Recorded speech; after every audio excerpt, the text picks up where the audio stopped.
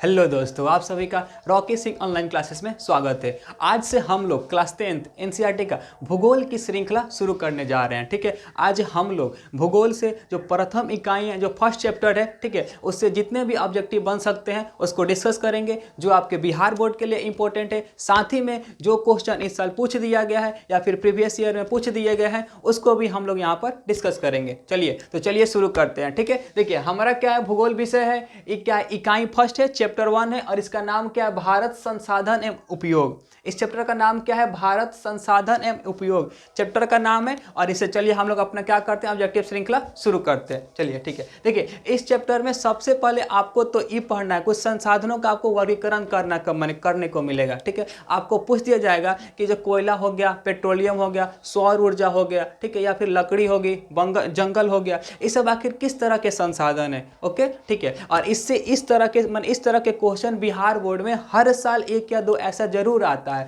आपको किसी एक वस्तु का नाम दे देगा और कहेगा बताइए यह किस प्रकार का संसाधन है। ठीक है, तो चलिए वैसे ही हमने सबसे पहला क्वेश्चन लिया है कि कोयला, पेट्रोलियम और प्राकृतिक गैस। ठीक है, कोयला हो गया, पेट्रोलियम और प्राकृतिक गैस, और इसी को हम लोग जीवाश्म ईंधन कह देते हैं। ठीक है, तो कोयला, पेट्रोलियम और प्राकृतिक गैस या जीवाश्म ईंधन ये सभी किस प्रकार के संसाधन है। ठीक है, चारों जो है किस प्रकार के संसाधन है, तो ये जो चारों है ये क्या है, ये अनवीकरणीय संसाधन है। ठीक है, तो अनवीकरणीय संसाधन क्या होता है, ठीक है, तो वैसा संसाधन जो एक बार अगर खत्म हो जाता है तो उसको दोबारा बनने में, उसका दोबारा निर्माण होने में ना हजारों लाखों साल लग जाता है। मतलब ऐसा समझिए, अगर एक बार यह संसाधन खत्म हो गया तो दोबारा इसके निर्माण में हजारों बहुत अधिक समय लगेगा। ठीक है, अगर मन इसको दोबारा नहीं बनाया जा सकता, बनेगा भी तो इसकी प्रक्रिया बहुत धीमी होती है और इसमें बहुत अधिक समय लगेगा। ओके, तो वैसे संसाधन को ही हम लोग क्या कहेंगे, अनवीकरणीय संसाधन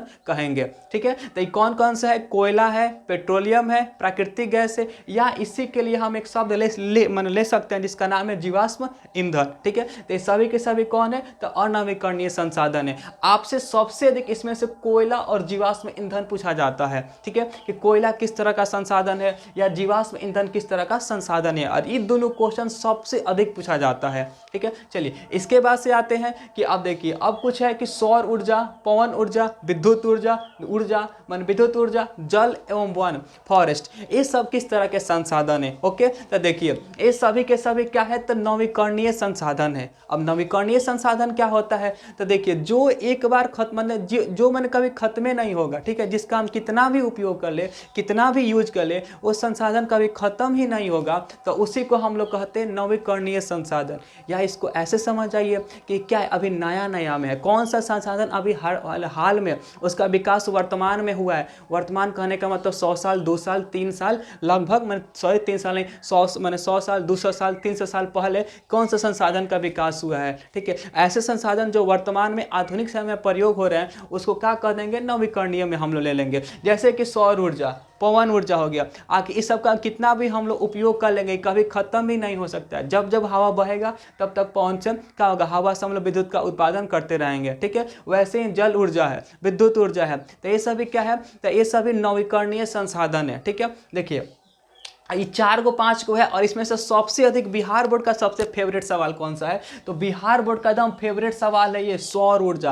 बिहार बोर्ड में केवल सौर ऊर्जा को ही 3-4 बार पूछा गया, केवल यही ऑप्शन देकर कि सौर ऊर्जा किस प्रकार का संसाधन है। ठीक है, तो सौर ऊर्जा क्या है, नवीकरणीय संसाधन है। लेकिन बिहार बोर्ड कभी भी ऑप्शन में नवीकरणीय संसाधन नहीं देता है। अगर सौर ऊर्जा पूछता है तो नवीकरणीय संसाधन ऑप्शन में देता ही नहीं है, उसके लिए दूसरा ऑप्शन देता है। तो देखिए नवीकरणीय संसाधन को ही हम लोग कहते हैं पुनः पूर्ति योग्य संसाधन, कि वैसा संसाधन जो अगर खत्म भी हो जाता है ना तो उसको हम दोबारा बना लेंगे आसानी से, बनाने में हमको उसमें कोई दिक्कत नहीं होगा। ठीक है, तो इसीलिए इसको कहते हैं पुनः पूर्ति योग्य, जिसका पुनः माने दोबारा जिसको बनाया जा सके, जिसकी पुनः पूर्ति की जा सके। तो नवीकरणीय संसाधन का दूसरा नाम हो जाएगा पुनः पूर्ति योग्य संसाधन। ठीक है, तो यही सौर ऊर्जा देता है और ऑप्शन में आपको ये देता है पुनः पूर्ति योग्य संसाधन। और इस बिहार बोर्ड का एकदम फेवरेट सवाल है, तो इसको एकदम जुबान पर रखना है। क्या कि सौर ऊर्जा किस तरह का संसाधन है, तो पुनः पूर्ति योग्य या फिर नवीकरणीय। साथ में क्या याद रखना है कि पवन ऊर्जा हो गया, विद्युत ऊर्जा हो गया, जल हो गया, ठीक है, और साथ ही में जंगल हो गया, ये सब क्या है, सभी के सभी नवीकरणीय है, पुनः पूर्ति योग्य संसाधन है।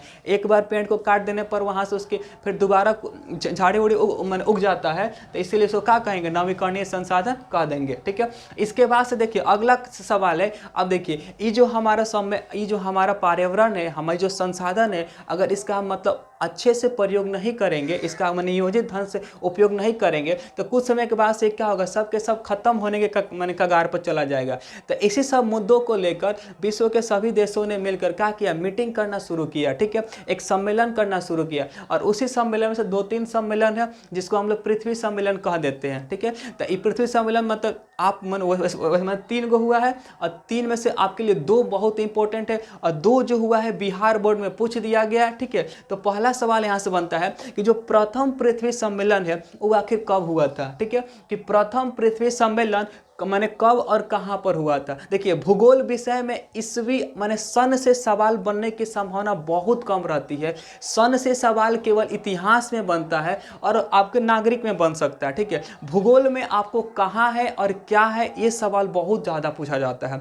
तो भूगोल में अगर आपको कहीं पर सन दिखाई देता है तो उस पर थोड़ा सा कम ध्यान देना है। भूगोल ज्योग्राफी के विषय में आपको सबसे अधिक माने सन पर ध्यान नहीं देना, उसके बाद क्या है या फिर कहाँ है, इस पर माने कहाँ है सबसे अधिक इस पर ध्यान देना है कि कोई चीज है आखिर वो कहाँ हुआ था या फिर वो चीज कहाँ पर है। ठीक है, जैसे कि यहाँ पर है कि प्रथम पृथ्वी सम्मेलन। ठीक है, अगर ये इतिहास में रहता तो आपको यहाँ से ये जरूर पूछा जाता कि आखिर ये कब हुआ था, सम्मेलन आखिर कब हुआ था। लेकिन भूगोल में पढ़ रहे हैं तो यहाँ पर आपको ये पढ़ना है कि प्रथम पृथ्वी सम्मेलन कहाँ पर हुआ था। ठीक है, विश्व के किस जगह पर आखिर सभी देश के लोगों ने मिलकर एगो मीटिंग किया था। तो ये जो है आपका रियो डी जेनेरो शहर है एगो कहाँ पर, तो ब्राजील का। ठीक है, एक दक्षिण अमेरिका महाद्वीप में एक देश पड़ता है जिसका नाम है ब्राजील, और ब्राजील माने कि एक ब्राजील की राजधानी पड़ता है रियो डी जेनेरो, और इसी शहर में प्रथम पृथ्वी सम्मेलन हुआ था। ठीक है, तो आपको क्या याद रखना है कि प्रथम पृथ्वी सम्मेलन 1992 में रियो डी जेनेरो शहर में हुआ था। और ये सवाल 2022 के बोर्ड एग्जाम में मतलब इस साल बिहार बोर्ड में इसका सवाल पूछा गया है कि प्रथम पृथ्वी सम्मेलन कहाँ हुआ था। ठीक है, रियो डी जेनेरो शहर में। ओके, अब देखिए यहां से हम और याद कर लेते हैं कि जब प्रथम हो गया तो फिर आखिर दूसरी बार भी कुछ लोग मीटिंग कर रहे हैं। तो हाँ, दूसरी बार भी 5 साल के बाद में माने मीटिंग हो रहा है जिसको कहा जाता है द्वितीय पृथ्वी सम्मेलन। ठीक है, द्वितीय पृथ्वी सम्मेलन तो ये कहाँ होता है, तो पहला होता है रियो डी जेनेरो में और दूसरा होता है न्यूयॉर्क में। ठीक है, और पृथ्वी सम्मेलन 5 साल के बाद होता है। ठीक है, तो पहला अगर 1992 में होता है तो दूसरा हो जाता है 1997 में। केवल आपको पहला का ईस्वी याद रखना 1992, उसके बाद से दूसरा निकालना है तो 5 साल जोड़ दीजिए, तीसरा निकालना है तो 10 साल जोड़ दीजिए पहले वाले में। ठीक है, तो द्वितीय पृथ्वी सम्मेलन कहाँ होता है, तो न्यूयॉर्क में होता है। और ये दोनों सवाल बिहार बोर्ड में पूछा गया है, प्रथम और द्वितीय। ठीक है, अभी तक तृतीय पृथ्वी सम्मेलन से सवाल नहीं बना है, तो हो सकता है अगले सवाल इससे सवाल बन जाए, अगले सवाल के लिए ये अगले साल के लिए इंपॉर्टेंट सवाल बन जाता है। ठीक है, सवाल क्या है कि तृतीय पृथ्वी सम्मेलन कहां पर हुआ था। ठीक है, तो तृतीय पृथ्वी सम्मेलन जोहान्सबर्ग में हुआ था, दक्षिण अफ्रीका में पड़ता है। ठीक है, जोहान्सबर्ग दक्षिण अफ्रीका में पड़ेगा और वहां पर हुआ था। और आपको सन अगर पूछ ले तो याद करिएगा कि 2002 में हुआ था। जब 1992 में 10 जोड़ेंगे तो 2002, या 1997 में 5 जोड़ेंगे तो 2002। इतना याद रखिए, पृथ्वी सम्मेलन 5 साल के बाद होता है। पहल का 1992 में रियो डी जेनेरो में, दूसरा का 1997 में न्यूयॉर्क में, और तीसरा का होता है कब, तो 2002 में और जोहान्सबर्ग में होता है। आपको बस ये 3 नाम बहुत मोस्ट इंपॉर्टेंट है याद रखने के लिए। ठीक है, इसके बाद हम लोग आते हैं और ये सवाल भी है, ये सवाल भी बहुत माने इस चैप्टर का सबसे इंपॉर्टेंट सवाल बनता है। क्या सवाल है कि संसाधन होते नहीं बनते हैं। एक व्यक्ति थे जिन्होंने कथन दिया, स्टेटमेंट दिया, तो आखिर ये किसने कहा था कि संसाधन होते नहीं है, उनका निर्माण किया जाता है। ठीक है, तो ये कौन व्यक्ति है, तो इनका नाम है जिम्मरमैन। ठीक है, जिम्मरमैन एक भूगोलविद रहते हैं जिन्होंने कहते हैं, जो क्या कहते हैं कि संसाधन होते नहीं बनते हैं। किसने कहा, तो जिम्मरमैन ने कहा। ओके, इसके बाद जो सवाल है ये आपको अगले लेसन में मैं भी पढ़ना है, यहाँ पर दिया है तो इसको लिख दिया है। और यहाँ से सवाल आपको दो तरीके से पूछा जाता है और दोनों तरीके से बिहार बोर्ड में सवाल पूछ दिया है, ठीक है। और इस साल भी पूछा गया। सबसे फेमस सवाल क्या है कि एक आंदोलन हुआ था चिपको आंदोलन, ठीक है। चिपको आंदोलन का नेतृत्वकर्ता किसने किया था, या फिर चिपको आंदोलन के प्रवर्तक कौन है, या फिर चिपको आंदोलन के लीडर कौन थे, ठीक है। तो आपको इतना ध्यान रखिए, चिपको आंदोलन जहाँ दिखाई दिया ऑप्शन में हमको देखना है, क्या ऑप्शन में सुंदरलाल बहुगुणा दिया है। कैसे भी सवाल पूछे हमको उसको मार देना अगर इंसान से पूछ रहा है तो, ठीक है। तो चलिए, चिपको आंदोलन का लीडर कौन रहते हैं, तो सुंदरलाल बहुगुणा। ये क्या रहता है, तो पेड़ों को माने क्या होता है ना, उत्तराखंड में लोग माने ठेकेदार के द्वारा पेड़ों को कटाई शुरू हो जाता है, तो वहाँ के जो स्थानीय लोग रहते हैं जाकर पेड़ों से चिपक जाते हैं, ठीक है, और पेड़ों को कटने से बचा लेते हैं। तो इसी आंदोलन को हम लोग चिपको आंदोलन कह देते हैं। और इसकी माने इसका जो लीडर कौन रहते हैं, तो सुंदरलाल बहुगुणा रहते हैं, ठीक है। और ये सवाल इस साल 2022 में भी ये सवाल क्या है तो पूछा गया है, ठीक है। इसके बाद आते हैं तो वैसे एक और आंदोलन होता है जिसका नाम है नर्मदा बचाओ आंदोलन। तो चिपको आंदोलन के प्रवर्तक सुंदरलाल बहुगुणा, और नर्मदा बचाओ आंदोलन किसने शुरू किया था, तो इसकी रहती है मेघा पाटेकर। नर्मदा बचाओ आंदोलन का नेतृत्वकर्ता किसने किया था, तो मेघा पाटेकर ने किया था, ओके। ये क्या था, तो गुजरात में एक बांध है सरदार सरोवर बांध, उसी बांध का जब निर्माण हो रहा था तो वहाँ के स्थानीय लोगों ने बांध के निर्माण को रोकने के लिए एक आंदोलन चलाया था। चूंकि यह मैंने बांध नर्मदा नदी पर बन रहा था, इसीलिए इसको नर्मदा बचाओ आंदोलन कहा गया, ओके। और इसकी मैंने शुरुआत किसने किया था, तो मेघा पाटेकर ने किया था, ठीक है। तो आपको दो चीज याद रखना है, चिपको आंदोलन सुंदरलाल बहुगुणा और नर्मदा बचाओ आंदोलन मेघा पाटेकर। इसके बाद से क्या सवाल बनेगा, इसके बाद सवाल बना है कि चिपको आंदोलन का संबंध किससे है, मैंने चिपको आंदोलन किससे संबंधित है, तो पेड़ों को बचाने से, ठीक है। चिपको आंदोलन पेड़ों को बचाने से क्या है, तो संबंधित है, ओके। इसके बाद से एक सवाल मोस्ट इंपॉर्टेंट है और अभी तक पूछा नहीं गया है लेकिन मोस्ट इंपॉर्टेंट सवाल है, तो ये सवाल पूछा जा सकता है आपसे। सवाल क्या है कि विश्व पर्यावरण दिवस कब मनाते हैं, विश्व पर्यावरण दिवस कब मनाया जाता है, ठीक है। तो 5 जून को, ठीक है, माने 5 जून को हम लोग पर्यावरण दिवस मनाते हैं, ठीक है। इसके बाद से सवाल है और ये सवाल ही पूछ दिया गया है। सवाल क्या है कि तट रेखा से कितना किलोमीटर या फिर कितना किलोमीटर का क्षेत्र होता है ना, अपवर्जक आर्थिक क्षेत्र कहलाता है। अगर मान लीजिए ये हमारा भारत का क्षेत्र है, ठीक है, ये क्या है, हमारा भारत का दक्षिणी क्षेत्र में तटीय क्षेत्र है, तो इसके चारों बगल कितना किलोमीटर का जो क्षेत्र होगा ना, वही आर्थिक क्षेत्र कहलाएगा। मतलब वो क्या होगा, व्यापार के लिए, माने व्यापार के दृष्टि से भारत के लिए वो फायदेमंद क्षेत्र होगा, ठीक है। तो ये कितना होता है, तो ये आपको होता है 200 नॉटिकल माइल, ठीक है। 200 समुद्री मील का जो क्षेत्र होता है, तट रेखा से 200 किलोमीटर, जो 200 समुद्री मील वाला जो क्षेत्र होगा वही क्या होगा, तो अपवर्जक आर्थिक क्षेत्र कहलाता है, ठीक है। तो इसको याद रखिएगा, इस सवाल पूछा भी गया है। क्या है एनएम का मतलब क्या है, तो एनएम नॉटिकल माइल, इसी को हिंदी में समुद्री मील कहते हैं, ठीक है। ये भी क्या है, तो दूरी का यूनिट है, माने समुद्र में पानी में जो दूरी को मापने के लिए हम लोग इसका प्रयोग करते हैं नॉटिकल माइल का, ठीक है। तो कितना होगा, तो तट रेखा से 200 नॉटिकल माइल, 200 किलोमीटर का जो क्षेत्र होगा आर्थिक क्षेत्र कहलाएगा, ओके। इसके बाद हम लोग आते हैं, इसके बाद क्वेश्चन है एक तो कि डाकुओं की अर्थव्यवस्था का संबंध किससे है, ठीक है। डाकुओं की अर्थव्यवस्था का संबंध किससे है, तो ठीक है, देखिए डाकुओं की अर्थव्यवस्था का संबंध किससे है, तो संसाधनों के अनियोजित विदोहन से, ठीक है। माने क्या होता है, जब संसाधनों को बिना किसी कारण के, ठीक है, बिना किसी मकसद के ऐसे ही उसको जब बर्बाद कर दी, माने बर्बाद किया जाता है, ठीक है, माने लगातार, तो उसी को हम कहते हैं कि क्या है, इस माने डाकुओं की अर्थव्यवस्था है। डाकू क्या करता है, तो किसी भी चीज को बर्बाद करने का कार्य करता है, लूटने का कार्य करता है। वैसे ही अगर कोई व्यक्ति अगर किसी भी तरह से संसाधनों का बिना किसी कारण से विनाश किया जा रहा है, बर्बाद किया जा रहा है, ठीक है, तो उसको हम लोग क्या संज्ञा देते हैं, तो उसको हम लोग डाकुओं की अर्थव्यवस्था का संज्ञा देते हैं, ठीक है। तो ये हो गया। यहाँ पर ध्यान रखना है कि नियोजित नहीं होना चाहिए, अनियोजित का माने बिना किसी ढंग के, बिना किसी क्रम का, ठीक है, ये होना चाहिए। इसके बाद एक और क्वेश्चन है और ये सवाल भी इंपॉर्टेंट है। सवाल क्या है कि समुद्री क्षेत्र में राजनीतिक सीमा के कितने किलोमीटर तक राष्ट्रीय संपदा निहित है। अगर मान लीजिए ये हमारा भारत देश का तटीय इलाका है, ठीक है, दक्षिण वाला भाग है, और इसके चारों बगल जानते हैं कि आप लोग पानी है, ठीक है, इधर अरब सागर है, इधर बंगाल की खाड़ी, इधर हिंद महासागर है, ठीक है। तो ये जो तट से आखिर कितना किलोमीटर का जो क्षेत्र होगा वो माने राष्ट्रीय संसाधन के अंतर्गत आएगा। कहने का मतलब ये हुआ कि इस तट से कितना किलोमीटर की दूरी में अगर कोई भी संसाधन मिलेगा, पेट्रोलियम मिलेगा, तो उस पर अधिकार भारत का होगा, बल्कि किसी माने उस पर अधिकार केवल भारत का होगा, दूसरे देश का नहीं होगा। तो ये क्या होगा, तो ये होता है आपके 19.2 किलोमीटर होगा, ठीक है। ये कितना होगा, तो 19.2 किलोमीटर, मतलब इस तट रेखा से अगर 19.2 किलोमीटर हम लोग दूर जाएंगे और इसके बीच में जितना भी संसाधन मिलेगा सब पर अधिकार केवल भारत का होगा, और उसी को हम लोग राष्ट्रीय संसाधन कहते हैं। तो कितना है, 19.2 किलोमीटर, ठीक है। यहाँ से आपको 2 किलोमीटर में याद रखना, एगो याद रखना है कि अपवर्तक आर्थिक क्षेत्र कितना कहलाएगा, तो वो होगा आपका 200 नॉटिकल माइल। और एक क्या होगा कि राष्ट्रीय माने संपत्ति की राष्ट्रीय संपदा या राष्ट्रीय संसाधन कितना होगा, तो 19.2 किलोमीटर।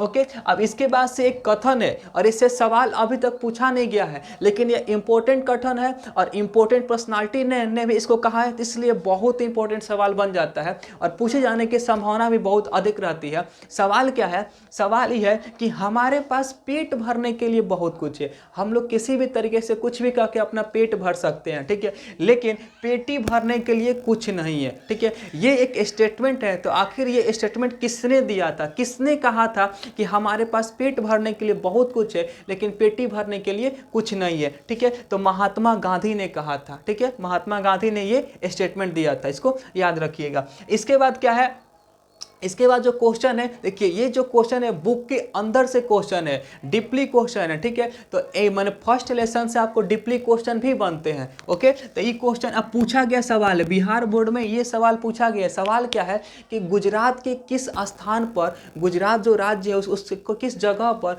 जो सौर ऊर्जा है ना, सौर ऊर्जा का बड़े माने आधुनिक माने जो उपकरण है बड़े स्तर पर लगाया जा रहा है। माने सौर ऊर्जा का आधुनिक जो उपकरण है उसको बहुत बृहद पैमाने पर बहुत दूर में लगाया जा रहा है। कौन सा जगह है, तो गुजरात का भुज वाला इलाका है, ठीक है। इस सवाल पूछा गया है। ओके, चलिए इसके बाद से जो सवाल है, देखिए अभी तले बिहार बोर्ड में कभी नहीं पूछे गए हैं और इनकी आने की भी संभावना बहुत ही कम है, ठीक है। लेकिन अगर आ जाएगा तो मतलब नहीं पढ़े रहेंगे तो दिक्कत हो जाएगा, इसलिए हम लोग इसको एक बार पढ़ लेते हैं। अगर आ जाएगा तो हम लोग इसको मैंने वहां पर टिक मार देंगे, सही, ठीक है। चलिए सवाल क्या है, सवाल है कि वो ब्रंटलैंड आयोग है, ठीक है। ब्रंटलैंड आयोग का संबंध किससे है, ठीक है, कि ब्रंटलैंड आयोग किससे संबंधित है, ठीक है। तो ये आपका पहला बात तो भूगोल में पढ़ना है और उसका क्या, तो ये आपको संसाधनों के संरक्षण से संबंधित है। माने पेड़ पौधा संसाधनों को, जीव जंतुओं को बचाने के लिए ब्रंटलैंड साहब के द्वारा, ठीक है, एगो मैंने रिपोर्ट पेश किया गया था, उसी को हम लोग ब्रंटलैंड आयोग कह देते हैं,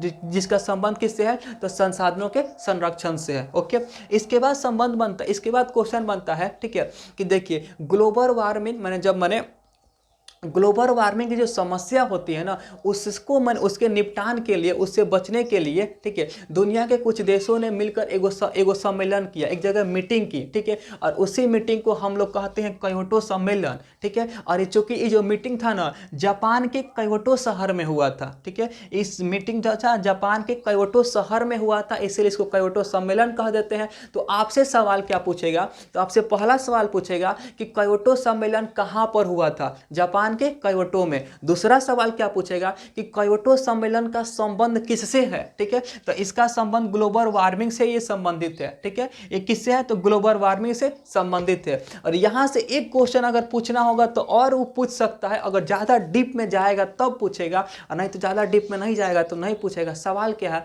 कि ग्रीन हाउस गैसें कौन कौन सी है, या इसी को हिंदी में कहते हैं हरित गृह गैस, ठीक है। इंग्लिश में ग्रीन हाउस गैसेज, या इसी को हिंदी में कहते हैं हरित गृह गैस, ठीक है। ये आखिर कौन कौन सी गैसें हैं, ओके। तो कौन कौन सी गैसें हैं, तो सबसे पहले मैंने इसमें कौन सी, कार्बन डाइऑक्साइड को CO2 कहते हैं, मीथेन हो गया, जलवाष्प हो गया, N2O को नाइट्रस ऑक्साइड, और CFC क्लोरोफ्लोरोकार्बन, ठीक है। क्लोरोफ्लोरोकार्बन। तो कौन कौन सी है, तो आपको क्या है, CO2 है, मीथेन है, जलवाष्प है, N2 है, नाइट्रस ऑक्साइड है, और क्या है आपको, तो क्लोरोफ्लोरोकार्बन है। ये क्या है आपको, ग्रीन हाउसेज गैसेज है। ठीक है, देखिए आज मतलब जितने क्वेश्चन बन सकते हैं हम लोगों ने उसको डिस्कस किया है। इस चैप्टर को हमने पूरा डीपली डिस्कस किया। अगर क्वेश्चन किताब के बुक से भी बनाएगा ना, तो इसमें के बाहर नहीं बनाएगा आपको। ठीक है, पूरा डीपली है ये, इससे अधिक एक भी क्वेश्चन नहीं आएगा आपको बिहार बोर्ड में। ठीक है, तो इसको पूरा पढ़ लेना है, नोट भी कर लेना है। ठीक है, चलिए तो आज के लिए इतना ही रहने देते हैं। हम लोग जल्दी मिलेंगे अपने अगले वीडियो में, तब तक के लिए धन्यवाद।